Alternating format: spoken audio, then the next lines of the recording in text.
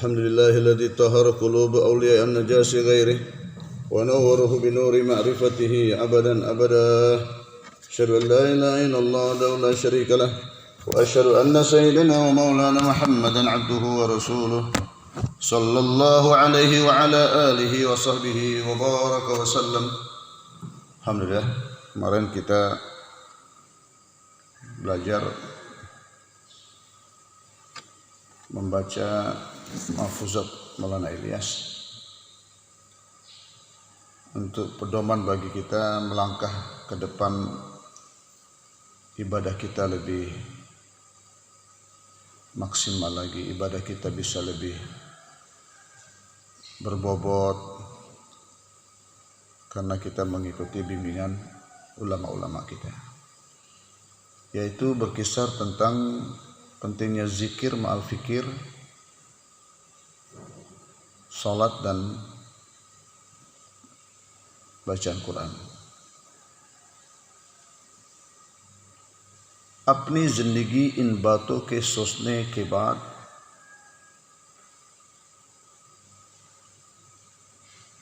जिक्र, नमाज, कुरान, तबलीग में खर्च करनी चाहिए।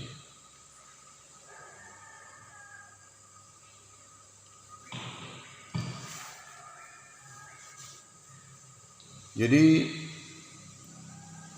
setelah kita fikirkan beberapa perkara yang perlu kita hadirkan dalam kehidupan ini, hendaknya kita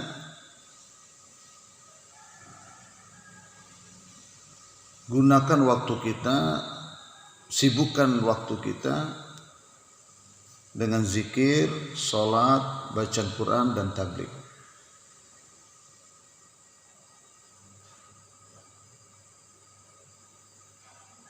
Jadi seperti yang dikatakan Maulana Ilyas, iman dan Islam, pengertian dari beliau, iman meyakini semua apa yang dibawa oleh baginda Rasulullah SAW itu membawa manfaat, tidak ada kekurangan satupun. Sedangkan Islam menjalankan kehidupan kita dengan mendisiplinkan diri kita dengan hukum Allah dan sunnah Rasul tadi. Nah, coba kita pikirkan itu, bawa dalam kehidupan kita. Nah, caranya apa? Caranya adalah sibukkan diri kita dengan dakwah, salat, zikir dan bacaan Quran. क्योंकि वो जिंदगी जो अल्लाह रसूल सल्लल्लाहु अलैहि वसल्लम की तजवीज़, karena kehidupan yang kita landasi dengan menggunakan waktu harta kita untuk dakwah, untuk ta'lim, zikir, baca Quran, salat, itu akan menghasilkan model kehidupan yang Allah sukai. वो जिंदगी है जिसमें कोई नक्स नहीं. Kehidupan Rasulullah sallallahu alaihi wasallam yang dituntut kita menjalankannya adalah kehidupan yang tidak ada kekurangan di dalamnya. Serasar nafahi nafahi. Kehidupan baginda sallallahu alaihi wasallam, kehidupan yang membawa kejayaan, membawa manfaat kepada kita. Agar cai tabiat mane na mane, baik nafsu kita mau ataupun tidak mau, paham atau tidak paham, itu ketetapan dari Allah Subhanahu wa taala. Oleh itu tidak ada kejayaan, tidak ada kebahagiaan bagi kita kecuali membawa kehidupan baginda Rasulullah SAW dalam kehidupan kita.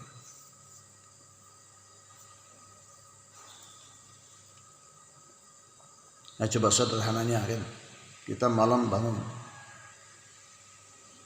tadi malam tidur kita dengan sunnah apa tidak? Bangun tidur kita dengan sunnah apa tidak? Bangun tahajud, baca nggak doa waktu kita bangun tengah malam, melihat ke langit? Allahumma lakal hamdu anta qayyimus samawati wal ardi wa ma fihinna, wa lakal hamdu anta malikus samawati wal ardi wa ma fihinna, wa lakal hamdu anta nur samawati wal ardi wa ma fihinna. Ini yang dicontohkan oleh Nabi. Kemudian kita masuk WC, baca doa enggak? Kaki kiri enggak? Masuk WC masuk aja karena kebiasaan kita sebelum buat apa-apa bangun tidur langsung masuk WC, atau kita masuk WC sebagai hamba Allah dengan keyakinan kalau saya jalankan kehidupan Rasulullah tatkala masuk WC saya akan berjaya. Kemudian selanjutnya beliau mengatakan musalmano se do chize chut gya. Terlepas dari kehidupan umat Islam itu dua poin, dua perkara. Ek din ke liye ghar se nikalna, yang pertama tinggalkan rumah, tinggalkan kampung, tinggalkan anak istri semata-mata karena agama. Dusre deyan, yang kedua ketawajuhan. Nah, dua poin ini terlepas dari kehidupan umat. Umat buat setidak-tidaknya ada amal dibuat, tapi tinggalkan rumah, tinggalkan kampung halaman untuk agama, berdakwah sudah hilang. Dan yang kedua adalah ketawajuhan hati. Hati dipenuhi dengan kelalaian. Ya. Imam sholat lalai, khatib-khatib banyak lalai, ustadz-ustadz hati lalai, santri hati lalai, pedagang petani berdagang bertani hati dengan kelalaian. Tidak ada kaifiat hati merasa dilihat oleh Allah. Awal baat zahir ke intizam ke liyati, tinggalkan rumah, kampung halaman untuk agama. Ini adalah untuk memperbaiki zahir kita. Nah, kehidupan kita di mana kita berada di lingkungan kita adalah kehidupan materi dan kebendaan. Sehingga badan ini pun rasa enak untuk cari uang. Badan ini rasa enak tinggalkan rumah untuk mencari barang-barang materi yang tidak ada di kampung kita. Kita pergi jauh-jauh untuk mencari barang itu. Nah, dengan kita belajar tinggalkan rumah, tinggalkan kampung halaman untuk agama, ini mengkondisikan tubuh kita ini supaya mudah untuk ketaatan kepada Allah. Ordusri batin ke mukammal karena kiliyati. Sedangkan ketawajuan hati adalah untuk menyempurnakan batin.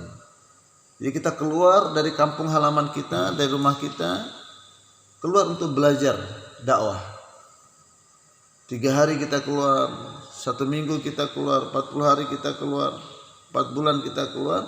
Itu dalam rangka hijrah dari kehidupan maksiat, kehidupan kelalaian, kehidupan yang penuh dengan kesyirikan, belajar merubah menuju kepada kehidupan yang penuh dengan tauhid. Kehidupan yang penuh dengan maksiat, berubah menuju kehidupan yang dipenuhi dengan ketaatan. Kemudian kehidupan yang dipenuhi dengan kebodohan, menuju kehidupan yang dipenuhi dengan ilmu, ketaatan, ilmu. Kemudian kehidupan yang dipenuhi dengan kelalaian, menuju kehidupan yang dilandasi dengan ketawajuan hati kepada Allah. Kehidupan yang dipenuhi dengan ananiyah, egoisme, hanya mementingkan diri sendiri, menuju kehidupan memperhatikan orang lain. Hidup yang dipenuhi dengan riya, sum'ah, kesombongan, ujub. Kita keluar jalan Allah Ta'ala, tinggalkan rumah kita, belajar ikhlas. Jadi, kehidupan yang dipenuhi dengan mengikuti hawa dan nafsu, dengan kita keluar ini belajar melawan hawa nafsu kita. Ini menyempurnakan zahir.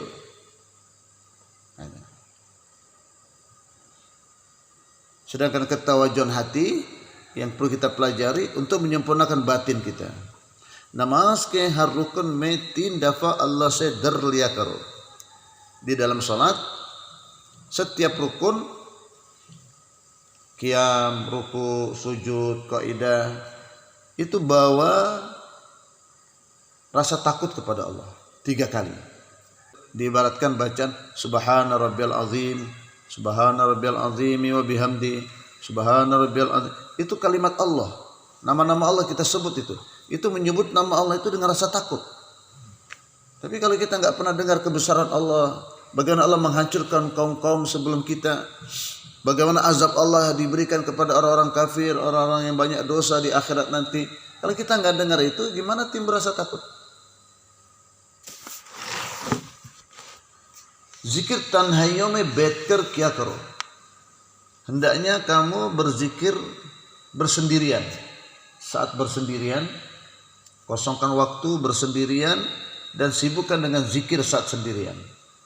क्योंकि बगैर zikir दिल को इत्मीनान नहीं होता, karena tanpa zikir hati tidak akan tenang. Tanpa zikir hati tidak akan tenang. जिक्र आम तो ये है कि 100 कलिमा सही माना के साथ ध्यान से अल्लाह की अजमत देखते हुए सुबह शाम 100 मरतबा पढ़ लिया करो.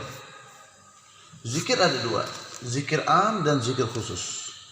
Zikir am itu adalah setiap pagi dan petang kita baca 3 kalimat tasbihat. Subhanallah, alhamdulillah, la ilaha illallah, Allah akbar, dengan penuh ketawajuhan bahwa saya berzikir ini Allah sedang melihat saya, dengan menghadirkan keagungan Allah 100 kali pagi dan petang. Ini zikir apa? Zikir umum. Nah, ini kita sudah diarahkan oleh masyayikh kita, hendaknya kita amalkan itu. Sedangkan yang kedua, zikir khusus. Apa itu zikir khusus? Tahajud ki namaz ke बाद तन्हाइयों में तमानीनत के साथ अल्लाह की अज़मत का ध्यान करते हुए कर लिया करो. Zikir khusus adalah setelah tahajud. Setelah tahajud bersendirian dengan penuh ketenangan kita sebut lafzul jalalah atau kalimat thayyibah dengan menghadirkan keagungan Allah. La ilaha illallah, la ilaha illallah, la ilaha illallah. Bahkan Maulana Zakaria menulis, kalau tak salah, minimal zikir ini diucapkan di malam hari itu 5.000 kali. Sampai seperti itu. Perbanyak zikir la ilaha illallah itu. Nah, ini zikir khusus. Di tengah malam habis tahajud dengan penuh ketenangan ucapkan kalimat thayyibah ini dengan menghadirkan keagungan Allah Subhanahu wa taala dengan penuh ketawajuan kepada Allah. Tilawat Quran tanhayo mein nihayat ihtimam और वक़ार के साथ पढ़ा करो. Kemudian juga baca Quran. Baca Quran dengan menyendiri, dengan penuh perhatian dan keagungan. Baca Quran dengan penuh keagungan, dengan penuh perhatian, menyendiri baca Quran. Nah, saya melihat itu. Pertama Maulana Said Ahmad Khan di markas Nizamuddin. Setiap kita lewat atau ada program tertentu, saya melihat beliau membaca Quran itu dengan penuh keagungan dan dengan penuh ketawajuhan. Baca terus. Begitu juga kami pernah melihat Maulana Abdul Aziz di Kakrel. Gitu. Jadi kewibawaan dan ketenangan saat baca Quran itu sangat dikehendaki. Namaz ko tam कर डरते हुए उस अजीम शान की सरकारी में करा हुआ ध्यान के साथ माना का ध्यान करते हुए अगर हो सके पढ़ लिया करो. Begitu juga perlu kita sholat dengan berpegang teguh dengan rasa takut serta mengagungkan Allah Subhanahu wa taala disertai dengan ketawajuan hati dan memahami makna kalimat-kalimat salat yang kita baca. Hendaknya kita salat seperti itu. Zikir kalimat thayyibah din ki jar hai. Dikatakan zikirkan kalimat thayyibah la ilaha illallah ini adalah akarnya agama. Usko सही अल्फाज के साथ माना का ध्यान रखते हुए अल्लाह ताला की अज़मत और जलाल के तहत में उससे दिल लुझता हुआ तन्हाइयों में कसरत के साथ पढ़ा करो. Hendaknya kita di saat sendirian di malam hari perbanyak membacakan zikir kalimat thayyibah dengan betul bacaannya dan memahami artinya, tawajuh memahami artinya yang disertai dengan menghadirkan keagungan dan keperkasaan Allah Subhanahu wa taala untuk meresapkan ke dalam hati kita tawajuh kepadanya. Ini penting. Masya-masya ada yang baca 25.000 kali. Kami juga dapat ijazah kemarin waktu di Jambi, ada seorang mursyid tarekat Saziliyah juga, itu punya silsilah kepada guru sekumpul, memberikan kami ijazah istighfarnya Imam Hasan Basri dengan Dalailul Khairat. Juga ada ijazah kami dapat menzikirkan kalimat thayyibah 70.000. Tapi 70.000 itu bukan satu hari, bisa satu minggu. Jadi para aulia Allah Subhanahu wa taala punya kebiasaan memperbanyak zikirkan kalimat ini.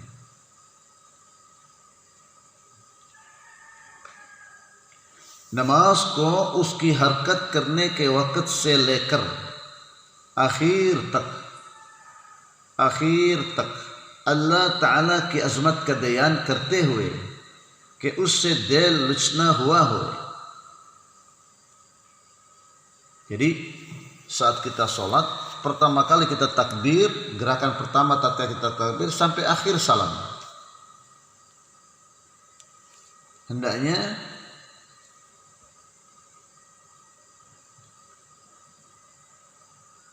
ketawajuhan hati kita dengan menghadirkan keagungan Allah Subhanahu wa taala,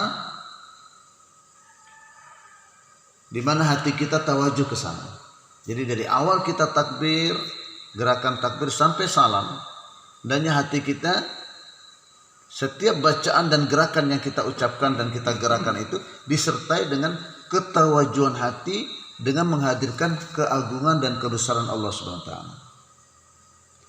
इसी तरह से अदा करो के हरकत के वक़्त बयान हुए. Demikianlah kita laksanakan sholat, setiap gerakan disertai dengan ketawajuhan hati कि मैं अल्लाह ताला के दरबार के हाजिर के लिए जा रहा हूँ, bahwa saya sekarang ini sedang berjalan menuju keharibaan Allah Subhanahu wa taala. और वुजू करते वक्त तमाम अदू की गुनाहों के साफ होने का ध्यान करो. Begitu juga waktu kita berwudu, tatkala kita cuci tangan, hadirkan dosa-dosa yang berhubungan dengan tangan, Allah hilangkan berkat wudu ini. Tatkala kita kumur-kumur, dosa-dosa yang berhubungan dengan mulut, Allah hilangkan dengan keberkahan wudu ini. Tatkala basuh mata, maka dosa-dosa yang berhubungan dengan mata, Allah gugurkan dengan keberkahan air wudu ini. Begitu cara kita melaksanakan wudu. Batinnya, zahirnya kita sudah tahu mana rukunnya, mana sunnahnya, tapi ketawajuhan hati perlu dilatih dengan cara seperti itu. और फिर मस्जिद का adab करते हुए, kemudian kita masuk masjid, maka jaga adab-adab masjid. और Allah Taala का दिल में रब लेते हुए, kemudian kita masuk masjid, bawa dalam hati kita rasa segan, rasa takut kepada Allah Subhanahu wa taala. Rab namanya. Tam कर ध्यान के साथ हर रुकन में कम से कम 3 दफा Allah Ta'ala का दर रखते हुए अदा करो.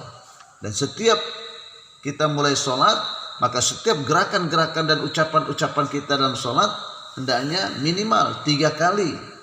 Setiap rukun hadirkan keagungan, kebesaran dan rasa takut kepada Allah Subhanahu wa taala. Allah melihat saya, Allah mendengar zikir dan ucapan saya, dan Allah mengetahui gerakan-gerakan apa yang terisi di dalam hati saya. Ye namaz fir waqi nur hai. Kalau kita sholat seperti ini, maka sholat kita akan mengandung nur. Sholat kita mengandung apa? Mengandung nur.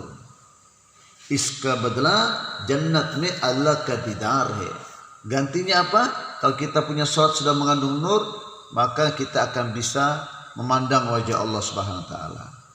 और यही नमाज तमाम बुराइयों को इंसान से दूर करती है. Salat yang seperti inilah yang akan menjauhkan manusia daripada dosa-dosa.